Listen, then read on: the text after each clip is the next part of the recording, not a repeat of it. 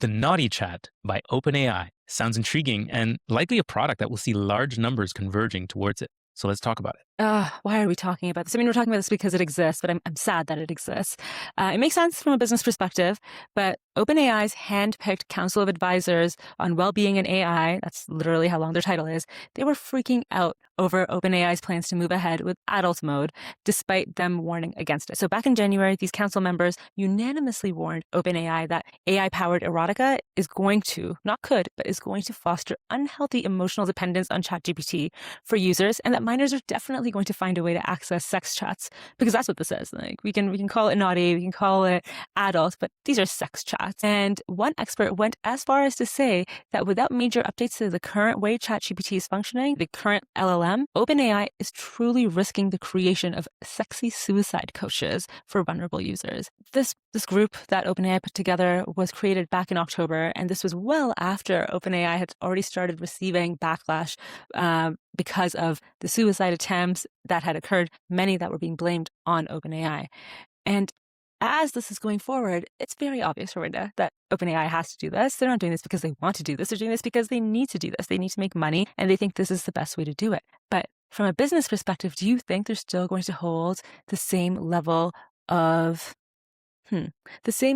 respect that they do right now as a leader in the tech space if they're now also going to be offering naughty mode? Naughty mode makes me laugh. But, on the one side, I don't know that there are too many tech companies that are considered safe. If I think of all of the different tech companies, all of them have gripes by the safety advocates about one thing or another. The other piece I also think is that the hard work of finding safety parameters that are commercially viable is actually more so on the safety advocates. And I say this because there is no incentive, especially in the current environment in 2026, for tech companies to build out safety protocols, especially when you consider the fact that they're making money off of all of this.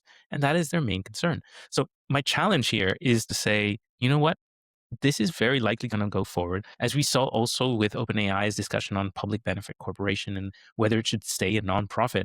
I mean, the end was always known. They wanted to raise more capital. They wanted to become a for-profit in some shape or form. They found the public benefits corporation. And as a result, that's a murky enough approach to have the best of both worlds. All the safety advocates up in arms because they said, this is exactly what we were scared of.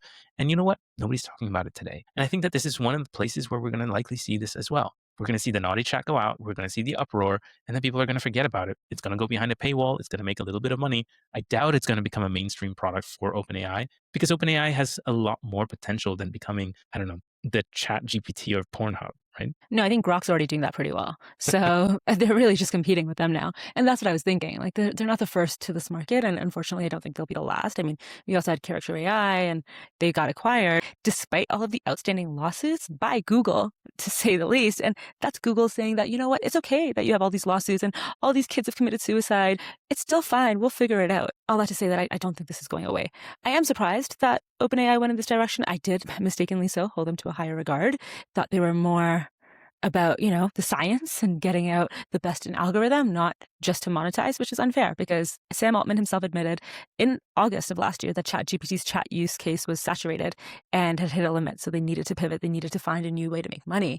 But what I find really interesting is that they created this wellness council in October to provide guidance and help them navigate these murky situations. But they just disregarded everything this council actually said to them, which shows me that it's purely for optics. It's purely for PR, and it very much follows in the same line of thought as Meta's oversight board, which was created as well to provide governance, oversight, and ensure that Meta was doing the right thing and, was doing right by its users. We all know that this oversight board is more a public relations tool. It's not an actual effective check on corporate power. And what I really want to also think about is how many are viewing the story by evaluating how OpenAI is now going to allow adults content while keeping minors out. So that's a huge discussion point, and I think that'll be a tricky one to navigate. But I actually think it's deeper than that.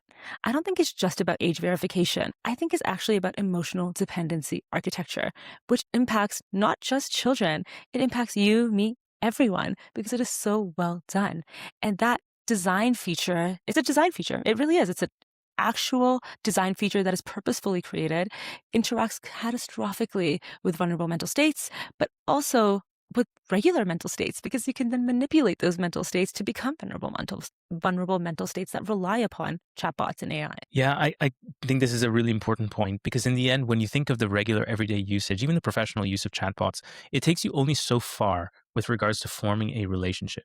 If you can go into the naughty version, then what it does do is it really laces in your users. And if you can get people in that 24-hour arc, and in that 24-hour arc, I don't mean that just at night do you have naughty thoughts. It means that whenever you do, you can be served in the way that you want. That in itself is a very important relationship builder. The thing that I keep thinking about is as a CEO of a company, you have a company that now it's projected to lose about 14 billion this year. At the same time, you also are minting a lot of cash out of a lot of different users. I think it's rumored around 900 million users. And that's for a private company, right? So that's not just impressive, but they are actually on track if they can manage their cash flows to become an incredibly interesting company. And so when I think of it that way, what is the choice that a CEO should be taking? I mean, you're not going to, at this stage, take another corporate loss just because of safety. You're going to keep trying to churn out different alternatives because you know what? You could also reverse that decision in the future, should you so choose, because maybe naughty GPT was the one that actually started making you lose more money as opposed to making you money. So it's a business decision. You and I are safety advocates, but at the same time, I can see why the CEOs are basically still moving in lockstep in this direction.